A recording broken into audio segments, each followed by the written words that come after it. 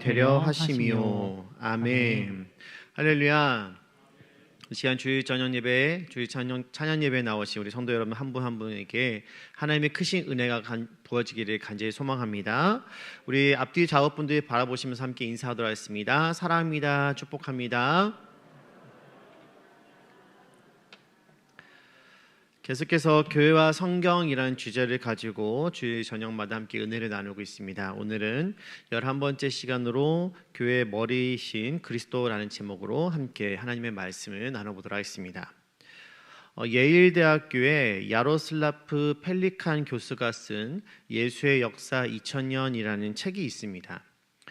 이 책에서 펠리칸 교수는 세계 역사는 곧 예수님의 역사이다라고 말을 하죠. 다시 말하면 세계 역사는 예수님에 대한 해석의 역사라는 것입니다. 즉 예수님을 어떻게 받아들였는가에 따라서 각 나라의 역사가 달라졌다라는 이야기죠. 또 예수님을 어느 정도 받아들였는가에 따라서 그 나라의 문화나 역사가 결정이 되었고 정치와 경제가 번영을 했다라는 이야기입니다. 세계의 흐름을 주도했던 나라들을 살펴보면은 하나같이 예수님을 복음을 받아들인 나라였다라는 그런 공통점을 갖고 있죠. 약 150여 년 전 우리나라에 복음이 전해진 이후로 우리나라 기독교 역사는 전 세계적으로 그 역사를 찾아볼 수 없을 정도로 급성장하였습니다. 복음의 은혜를 경험하였던 수많은 주의 자녀들은 매일 모이기를 힘썼고 또 말씀을 알기 위해서 사경회를 열었습니다. 그렇게 하나님의 말씀 앞에서 심령이 변하여 기도하는 사람들이 점점 더 많아지게 되고 그런 가운데 통성으로 기도하는 사람들이 생겨나기 시작을 하죠. 통성기도, 즉 큰 소리를 기도하는 이 문화는 우리나라에서 시작이 된 독특한 기도 문화라는 것입니다. 그래서 외국에서는 한국의 통성기도를 코리안 플레이라고 말하기도 하죠. 한국의 근현대사가 발전할 때 한국교회 역사도 그 가운데 함께 했다는 것입니다. 나라가 힘들고 어려울 때 한국교회는 그 시간들을 기도로 돌파했고 감사하게도 하나님은 그 기도를 들으시고 응답하셔서 위기가 닥칠 때마다 우리는 그 위기를 극복할 수가 있었다는 것이죠. 이렇듯 한강의 기적이라고 불리는 우리나라의 정치, 경제의 이 급성장은 우리나라가 기독교를 적극적으로 받아들인 결과라고 말해도 과언이 아니라는 것입니다. 왜 이런 일들이 있는 것일까요? 예수님이 교회의 주인이실 뿐만 아니라 우주 만물의 창조주이시며 또한 통치자가 되시기 때문이라는 것입니다. 그러므로 교회는 성도들이 교회의 주인이 되시는 예수님의 말씀에 순종하며 나아갈 때 건강한 교회를 이룰 수가 있는 것입니다. 이 시간 교회의 머리가 되시며 또한 교회의 참된 주인이 되시는 그리스도를 더욱 온전히 알아감으로 우리 북북교회가 주님의 은혜 안에서 더욱 건강한 교회, 더욱 좋은 교회가 되기를 간절히 소원합니다. 먼저 본문의 16절에서 바울이 예수님에 대해서 어떻게 증언을 하고 있는지 함께 살펴보기 원합니다. 우리 16절 말씀 함께 읽어보도록 하겠습니다. 같이 읽겠습니다. 시작. 만물이 그에게서 창조되되 하늘과 땅에서 보이는 것들과 보이지 않는 것들과 혹은 왕권들이나 주권들이나 통치자들이나 권세들이나 만물이 다 그로 말미암고 그를 위하여 창조되었고. 아멘. 무슨 말입니까? 한마디로 예수님께서 만물을 창조하셨는데 모두 예수님을 위해서 창조가 되었다라는 것이죠. 여기에는 눈에 보이는 것과 눈에 보이지 않는 것들이 모두 포함이 됩니다. 집을 장만한 주인이 집안을 꾸밀 때 누구를 위해서 꾸밀까요? 자기 자신을 위해서 꾸미게 되죠. 함께 살아갈 가족들을 위해서 집의 구석구석을 이쁘게 아름답게 편리하게 꾸미는 것입니다. 저희 가정이 작년에 수원으로 이사를 왔을 때 저희 아들이 태어나서 처음으로 자기 방이 생기게 되었습니다. 그 소식이 들리게 되자 저희 아들 입에서 나오는 말들이 무엇이었냐면은 내 방에는 뭘 두고 또 뭘 두고 그 방이 얼마나 조그만지도 모르고 온갖 이야기들을 다 하는 것이었죠. 본인 방이 생겨서 얼마나 기분이 좋은지 이사를 오기도 전에 이미 채워놓아야 될 그 리스트들로 가득했었습니다. 본인의 작은 방 하나를 꾸며도 자기를 위해서 꾸미는 법입니다. 다른 사람을 위해서 내 방을 꾸미는 법은 없는 것이죠. 예수님도 온 세상을 창조하시는데 다른 존재를 위해서 그것을 창조하실 필요가 없었다라는 것입니다. 다른 존재도 없었을 뿐만 아니라 온 세상을 창조하는 그 권한이 오직 주님께 있었기 때문이죠. 온 세상이 창조되기 이전에 주님이 먼저 존재하셨기 때문에 그분의 말씀으로 창조된 온 세상의 소유권은 당연히 주님께 있는 것입니다. 그러므로 예수님은 만물의 주인이 되시며 이 세상 끝까지 창조하신 그 모든 만물들을 다스리시고 통치하시는 참된 주인이신 줄을 믿으시기 바랍니다. 그렇다면 우리는 이러한 사실을 통해서 어떤 교훈을 얻을 수가 있는 것일까요? 먼저는 그리스도만이 우리의 유일한 예배의 대상이 된다라는 사실입니다. 세상에는 사람들에게 신이라 여겨지는 수많은 것들이 있지만 사실 그것은 다 창조주이신 그리스도의 피조물에 불과하다는 것이죠. 당시 골로새 교회 안에는 그리스도를 하나님에 의해 창조된 천사의 하나로 생각하는 천사를 숭배하는 자들이 있었습니다. 그래서 바울은 그리스도께서 창조주이시며 모든 천사는 그리스도의 피조물임을 밝혀서 오직 그리스도만이 우리의 예배의 대상임을 강조하고 있는 것이죠. 오늘날에도 많은 사람들이 그리스도 외에 다른 무엇을 숭배하고 있지만 예배하고 있지만 우리는 오직 그리스도만이 창조주로서 우리의 유일한 섬김의 대상, 예배의 대상이 되심을 잊지 않고 오직 그분만을 바라보는 신앙을 가져야 될 줄 믿습니다. 두 번째로 만물을 그리스도를 위해서 사용해야 한다는 것이죠. 해가 바뀔수록 심각하게 변하는 것이 있습니다. 바로 날씨입니다. 사막에 1년치의 비가 일주일 만에 폭우로 내리고 한겨울에 폭염이 나타나는가 하면 한여름에 눈이 내리는 경우도 있으며 갑자기 사람 주먹만한 우박이 떨어져서 사람과 가축이 다치는 등의 이야기는 이제 공상과학 영화에서만 볼 법한 그런 이야기가 아니라는 것이죠. 우리가 살고 있는 이 시대에 벌어지고 있는 일이고 지금도 지구 반대편 어디서인가 일어나고 있을지도 모르는 그런 현실이라는 것입니다. 과학자들은 지구에 나타나는 이러한 이상 징후들이 인간의 무분별한 자연 파괴로 인한 것이라고 이야기합니다. 인간의 편리와 이익을 위해서 무분별하게 사용하는 플라스틱과 또 끊임없이 돌아가는 공장 등은 여러 모양으로 지구를 오염시켰고 그 결과 피해는 고스란히 우리들에게로 돌아오고 있는 것이죠. 앞에서 읽었듯이 만물이 그리스도를 위하여 창조되었고 또한 그리스도께서 만물의 주인이시기 때문에 하나님께서 우리에게 허락하신 만물에 대한 통치권을 우리는 잘 관리를 해야 한다는 것입니다. 우리에게 허락하신 만물을 우리의 유익을 위하여 사용하는 것이 아니라 주인이 종에게 당신의 것을 맡긴 것처럼 만물은 하나님께서 우리에게 맡기신 것이라는 사실을 잊지 말아야 된다는 것이죠. 그러므로 우리는 만물에 대한 소유권을 주장할 수도 없으며 그것을 우리의 유익을 위해서 함부로 사용을 해서도 안 된다는 것입니다. 우리는 그저 종으로서 우리에게 맡겨주신 것을 충성되게 감당할 때 우리의 참된 주인이 되시는 하나님으로부터 칭찬받을 수가 있다는 것이죠. 그러므로 여기 계시는 우리 모두가 우리의 참된 주인 되시는 주님의 명령 앞에 온전히 순종하며 우리에게 맡기신 것들을 잘 관리할 수 있는 그런 참된 지혜가 우리에게 있기를 간절히 소원합니다. 마지막으로 우리도 주를 위해 피조된 피조물이라는 사실입니다. 이것은 우리가 그리스도의 영광에서 살아야 함을 의미하는 것이죠. 오늘날 얼마나 많은 사람들이 자기 자신을 위해서 살아가고 있습니까? 성도들 가운데에도 하나님의 영광 위에서 살기보다는 자신의 영광 위에서 살아가는 자들이 있습니다.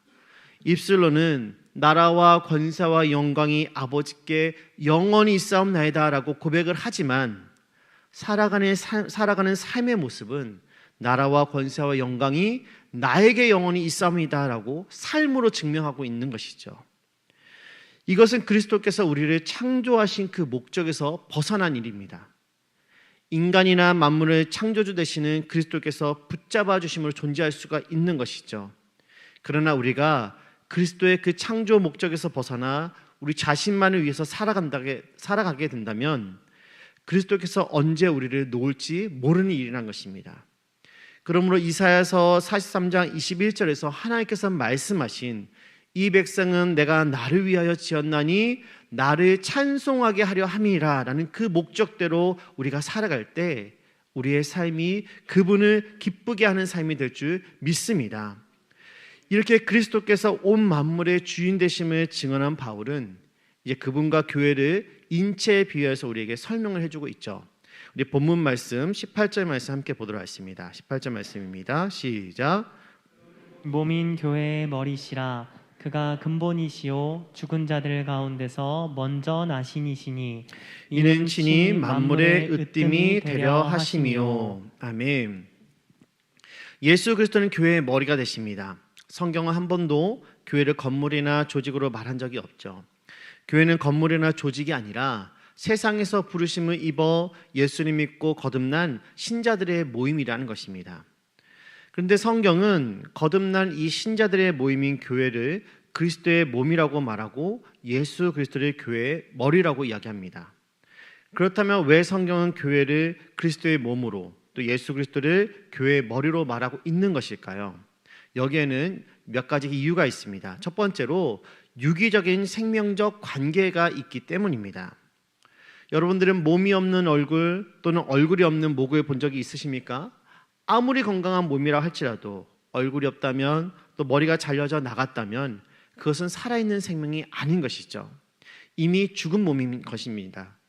왜냐하면 몸과 머리는 유기적인 생명적 관계에 있기 때문이죠. 뿐만 아니라 우리의 몸에는 많은 지체들이 있는데 이 지체들이 서로 유기적으로 연합되어 있다는 것입니다. 종이에 손을 베어보면 상처는 그리 깊지도 크지도 않습니다. 하지만 그 작은 상처에 모든 신경이 집중이 되는 것이죠. 또한 발을 살짝 접지기만 하더라도 그로 인해서 생활 자체가 불편해지는 것은 각 지체가 분리된 것이 아닌 유기적으로 연결되어 있기 때문입니다. 그런데 교회가 바로 이러한 유기적 생명적 관계 가운데 있다라는 것이죠. 그래서 한 지체가 고통을 받으면 모든 지체가 고통을 받고 한 지체가 영광을 얻으면 모든 지체가 함께 즐거워할 수가 있는 것입니다. 주일학교 학생이 노예대회에 나가서 상 하나만 타와도 그로 인하여 온 성도들이 함께 기뻐할 수 있는 것은 바로 교회가 이러한 유기적 관계에 있기 때문이라는 것이죠. 두 번째로 교회는 하나라는 것입니다. 몸과 머리는 하나이죠. 우리의 몸은 여러 지체들로 구성이 되어 있습니다. 그런데 이 모든 몸의 지체들이 연합하여서 한 몸을 이루게 되죠. 마찬가지로 교회도 여러 지체로 구성이 됩니다. 한 교회 안에 부서가 있고 전도회도 있고 여러 기관들이 있습니다. 하지만 각 기관들이 따로 국밥처럼 따로따로 움직이는 것이 아니라 모두 다 함께 한 목소리로 예수 그리스도를 주로 고백하기 때문에 우리는 그리스도 예수 안에서 한 몸이라고 이야기할 수가 있는 것입니다. 그러므로 몸과 머리가 하나이듯이 교회는 하나이라는 것이죠. 그리고 더 나아가 한 하나님을 섬기는 이 땅의 교회도 하나라고 이야기할 수가 있는 것입니다. 예전에 외국에서 진행되었던 한 찬양 집회 영상을 제가 본 적이 있었습니다. 그 중에 가장 감동적이었던 부분은 찬양의 한 곡을 각자 자신들의 언어로 한 소절씩 불러가는 그런 모습이었습니다. 마치 오순절날 성령의 역사를 경험하였던 120명의 제자들이 각기 다른 지방의 언어로 한 하나님을 높이며 증거하였던 것처럼 그 집회의 영상은 각기 자신들의 언어로 한 하나님을 높이고 있는 것이었죠. 그 모습이 얼마나 아름답고 영광스러워 보였는지 하나됨이라는 것이 바로 이런 것이 아닌가라는 생각이 자연스럽게 들게 되었습니다. 사랑하는 성도 여러분, 이곳에 모여있는 우리 모두는 성별도 다르고 연령도 다르고 사는 환경도 다르며 살아온 삶의 여정도 다르지만 마치 여러 가지 재료를 가지고 천상의 맛을 내는 인류 요리처럼 우리가 하나됨을 노력할 때 하늘의 하나님께서 기뻐하시는 그런 아름다운 공동체가 될 줄 믿습니다. 그러므로 우리 모두 하나님 교회의 하나됨을 위하여 노력하며 나아갈 때 세상의 많은 사람들이 정말로 이 교회가 하나님이 기뻐하시는 교회임을 느끼게 될 줄 믿습니다. 우리 모두 이 일을 위해서 하나됨을 노력하며 나아가는 저와 여러분들에게 간절히 소원합니다. 마지막으로 순종적 관계 가운데 있다라는 것입니다. 몸은 머리의 지시와 통제를 받게 되죠. 머리가 지시를 내리지 않았음에도 불구하고 움직이는 팔과 다리는 없습니다. 머리가 지시를 내렸음에도 불구하고 팔과 손이 움직이지 않는다면 그것은 신체적인 결함이 있는 것이죠. 그래서 바울은 온몸이 머리이신 그리스도를 통하여 도움을 받고 연결되고 결합되어 그 몸이 자란다라고 이야기를 했습니다. 우리 골로새서 2장 19절에 있는 이 말씀 같이 한번 읽어보도록 하겠습니다. 함께 읽겠습니다. 시작. 머리를 붙들지 아니한지라 온몸이 머리로 말미암아 마디와 힘줄로 공급함을 받고 연합하여 하나님이 자라게 하심으로 자라느니라. 아멘. 그러므로 몸된 교회는 머리 대신 예수님의 지시를 받아야 될 줄 믿습니다. 내가 아무리 생각이 옳은 것처럼 보여도 교회의 머리 대신 예수님께서 말씀하시면 내 생각을 내려놓고 순종하며 따라야 된다는 것이죠. 아무리 하고 싶지 않아도 주님이 하라 하시면 몸된 교회는 그 말씀에 순종해야 하는 것입니다. 그래야 머리 대신 주님으로부터 공급함을 받고 보호하심을 받을 수가 있는 것이죠. 그러므로 교회는 머리로 말미암아 공급함을 받을 때 진정으로 성장할 수가 있는 것입니다. 주님의 몸된 교회는 교회의 머리 대신 주님으로부터 끊임없이 생명의 영양분을 공급받아야만 하는 것입니다. 그렇다면 끊임없이 교회의 머리 대신 주님으로부터 공급함을 받으려면 우리는 어떻게 해야만 하는 것일까요? 바로 교회의 머리가 되시는 예수님을 붙들어야만 한다는 것입니다. 예수님을 붙들기 위해서 우리가 해야 하는 것이 무엇일까요? 예수님만이 하나님께 나아갈 수 있는 유일한 길이요 진리요 생명이심을 온전히 믿는 것입니다. 예수 그리스도만이 우리의 구원자이시며 하나님께로 나아갈 수 있는 유일한 중보자이심을 정말로 믿는 것이 바로 우리가 하나님 예수님의 이름을 붙드는 방법이라는 것이죠. 우리가 이렇게 믿을 수 있는 근거는 예수님께서 교회의 근본이 되시기 때문이라고 오늘 사도 바울은 이야기합니다. 우리 18절 말씀 다시 한번 읽어보도록 하겠습니다. 같이 읽겠습니다. 시작. 그는 몸인 교회의 머리시라 그가 근본이시요 죽은 자들 가운데서 먼저 나신 이시니 이는 친히 만물의 으뜸이 되려 하심이요. 아멘. 예수 그리스도께서 근본이시란 이 말은 예수님께서 처음 시작 근원이 되신다라는 이야기죠. 예수님은 만물의 창조자로서 만물의 근원이 되실 뿐만이 아니라 교회의 시작이 되십니다. 왜냐하면 교회를 존재하게 하시는 분이 바로 예수 그리스도이기 때문입니다.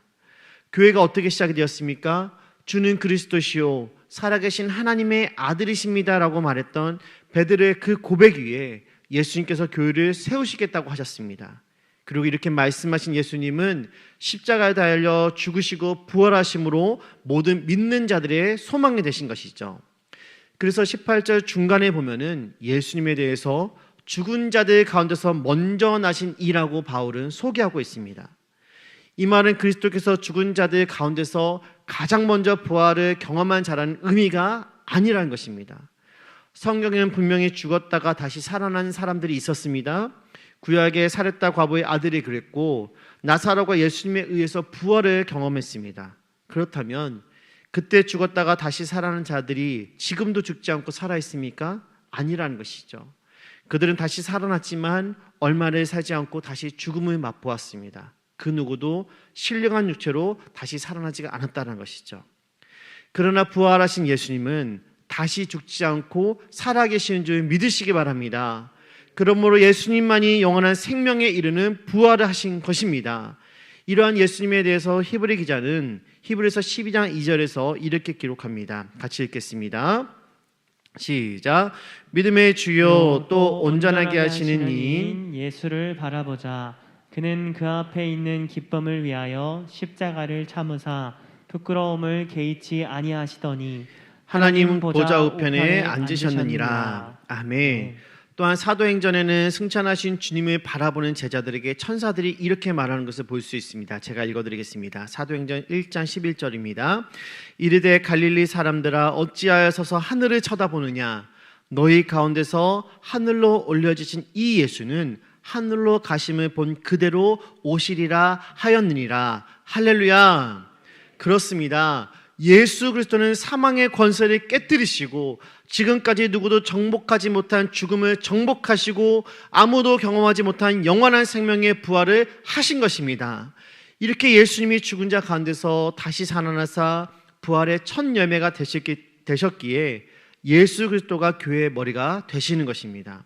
그리고 우리는 그러한 예수님을 바라보며 비록 이 땅 가운데서 죽음을 맛보겠지만 영원히 저 하늘에서 주님과 함께 살아갈 것이고 이 땅에 다시 오시는 그날 모든 성도들이 다시 부활할 것을 확신하며 소망하는 것이죠. 혹시 가족 중에 먼저 주님 곁으로 보내신 분들이 계십니까? 슬퍼하지 마십시오. 우리는 다시 만날 것입니다. 우리는 다시 만날 것이라는 그 부활의 소망을 갖고 살아가기 때문에 죽음에 대해서 슬퍼하지 않을 수 있는 것입니다. 이러한 소망이 누구로부터 나온 것입니까? 바로 죽은 자들 가운데서 먼저 나신 예수님으로 인하여 품게 되는 소망이라는 것이죠. 저와 여러분 모두가 그러므로 이러한 주님을 바라봄으로 부활의 소망을 품을 수 있기를 간절히 원합니다. 그러므로 예수 그리스도가 만물의 으뜸이 되시기 때문에 교회의 머리가 되심을 믿으시기 바랍니다. 그것은 예수님이 부활하심으로 친히 만물의 으뜸이 되셨기 때문이죠. 여기 으뜸으로 번역된 헬라어 단어는 첫째 자리를 점유하다, 최고의 자리를 잡다라는 뜻을 가지고 있습니다. 그런데 바울은 왜 예수님이 부활하심으로 교회의 으뜸이 아닌 만물의 으뜸이 되셨다라고 고백을 했을까요? 그것은 예수 그리스도가 물질 세계와 영적 세계에 있어서 최고의 자리, 최고의 위치에 앉으셨기 때문이라는 것입니다. 하나님은 인간의 몸을 입고 이 땅에 오사 십자가에 죽으시고 부활하신 예수 그리스도를 지극히 높여주셨습니다. 그래서 모든 이름 위에 뛰어난 이름이 되게 하셨던 것이죠. 그리고 모든 무릎을 예수의 이름에 꿇게 하시고 모든 입으로 예수를 주라 시인하게 하여서 하나님 아버지께 영광을 돌리게 하셨다라는 것입니다. 놀라운 사실은 지금 예수님을 믿지 않고 부정하고 핍박하는 자들도 심지어는 저 악한 사탄 마귀와 그 졸개들까지도 언젠가는 예수의 이름에 무릎을 꿇고 예수를 주라 시인하게 되는 날이 올 것이라는 것입니다. 그날을 바라보며 이 한 주간도 모든 이름 가운데 뛰어나신 이름이신 그 예수의 이름을 온 세상에 알릴 수 있는 저와 여러분 되기를 간절히 소원합니다. 이제 말씀을 정리하겠습니다. 교회와 사람의 신체는 공통점이 있습니다. 둘 다 유기체이며 생명체라는 것이죠. 그래서 성경은 교회를 사람의 신체에 비유합니다. 몸에 머리가 있듯이 교회에 머리가 있습니다. 교회의 머리는 바로 예수 그리스도입니다. 머리는 권위, 주권, 통치의 의미가 있죠.